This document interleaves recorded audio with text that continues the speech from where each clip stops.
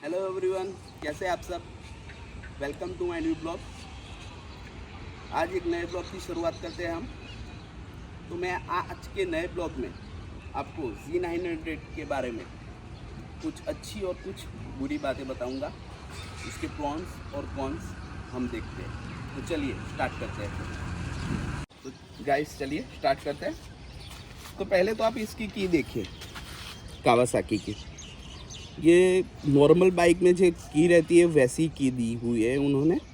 तो ये छोटी छोटी चीज़ें हैं जो इम्प्रूव करनी चाहिए। पहला मेरा ये पॉइंट है।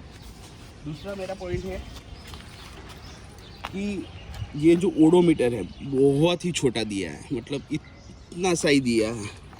एक सुपर बाइक में ये अच्छा नहीं लगता। इससे तो अच्छा बेटर है कि आप थोड़ा ज़्यादा बढ़ा दें। और इससे अच्छा तो KTM ड्यूक 390 में आता है, ठीक है। बहुत छोटा सा दिया है ओडोमीटर। फिर ये क्वालिटी है, स्विच क्वालिटी, ये भी बहुत अच्छी नहीं, थोड़ा इम्प्रूव करना चाहिए। और इसके फंक्शन सब इसमें सेट करने चाहिए थे। जो स्टार्ट बटन है वो ZX 10R जैसा देना चाहिए था एक में ही। ये मतलब नॉर्मल बाइक फीलिंग देता है हमें, नॉर्मल बाइक जैसा फील देता है। तो ये इसमें इम्प्रूव करना चाहिए, जो मुझे लग रहा है कि नहीं अच्छा दिया है। चलो फिर आते हैं हम।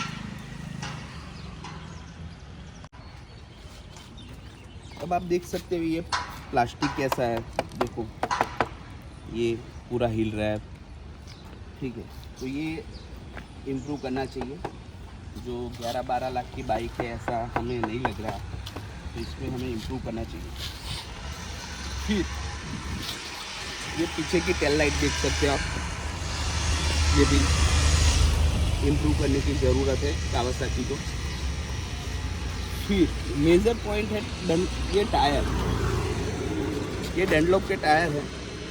ये भी मतलब थोड़ा इम्प्रूव करने चाहिए, क्योंकि 128 bhp का हॉर्स पावर जनरेट करता है। तो ये भी थोड़ा अच्छा रहना चाहिए क्वालिटी वाइज, तो वो भी इम्प्रूव करना चाहिए। फिर हाँ, सबसे बड़ी बात है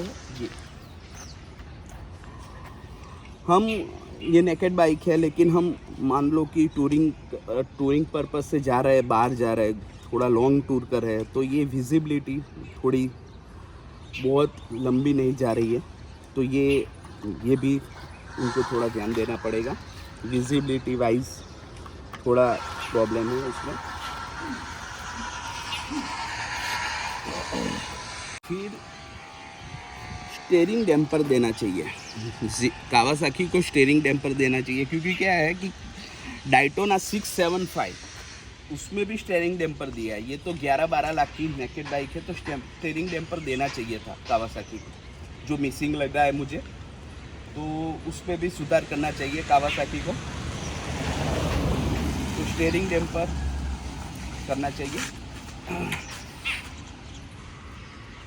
पीछे की सीट का बहुत ज़्यादा सुधार करना चाहिए, क्योंकि पीछे सीट का कोई मतलब ही नहीं है। बंदा कोई भी पीछे बैठेगा वो 4-5 किलोमीटर के बाद थक जाएगा। कंफर्ट नहीं है इसमें। जैसे हायबुसा में बहुत कंफर्ट रहता है पीछे बैठने के, वो कंफर्ट नहीं है। तो ये उसमें सुधार करना चाहिए कावासाकी को। तो मुझे ऐसा लग रहा है कि ये नहीं अच्छा दिया है, तो ये सुधार करना चाहिए कावासाकी को। अगर आप सोच रहे हैं कि इसको मैं 200, 210, 220 की स्पीड पे कंटिन्यूस दौड़ाऊँगा, चलेगी, ये 240 तक तो जाती है बाइक। लेकिन नेकेड होने की वजह से 150 इसका सफिशिएंट है, क्योंकि 150 के ऊपर आपको बहुत ज़्यादा मतलब विंड वो होगा।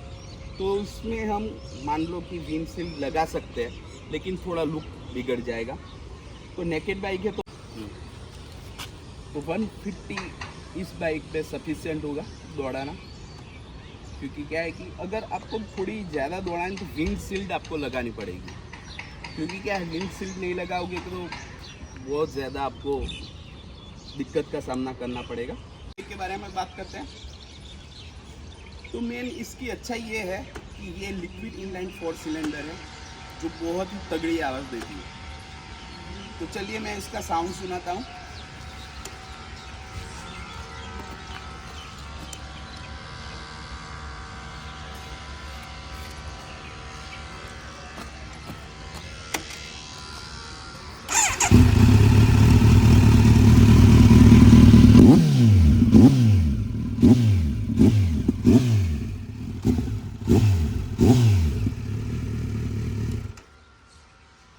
जैसा कि आपने देखा कि ये मेरा फुल सिस्टम नहीं है एरो का। अगर ये फुल सिस्टम होता तो और इससे तगड़ी आवाज़ होती इसकी। तो ये एक मेजर प्लस पॉइंट है इसका कि बहुत ही अच्छी आवाज़ देती है ये।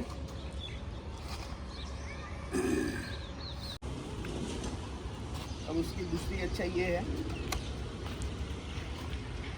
इसमें 3 मोड दिए हुए हैं, road mode, rain mode,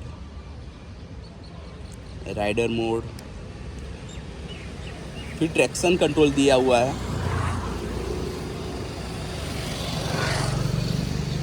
traction control में भी लेवल 1, लेवल 2, लेवल 3 ये दिया हुआ है। ये अच्छी चीज़ें दी हुई है। और सबसे अच्छा दिया हुआ है स्पोर्ट्स मोड।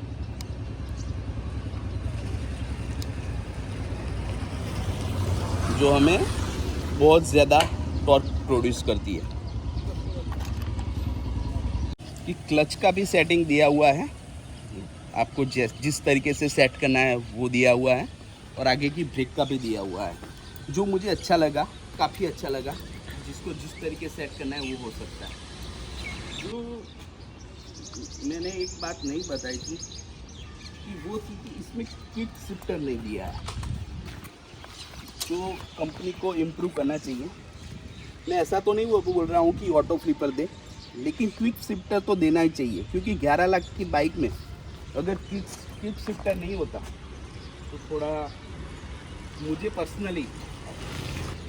पर्सनली ये पॉइंट डिसअपॉइंट करता है। तो ये थे मेरे प्रॉन्स और कॉन्स। अगर आपको कुछ और पॉइंट है तो आप कमेंट सेक्शन में ज़रूर बता सकते हैं।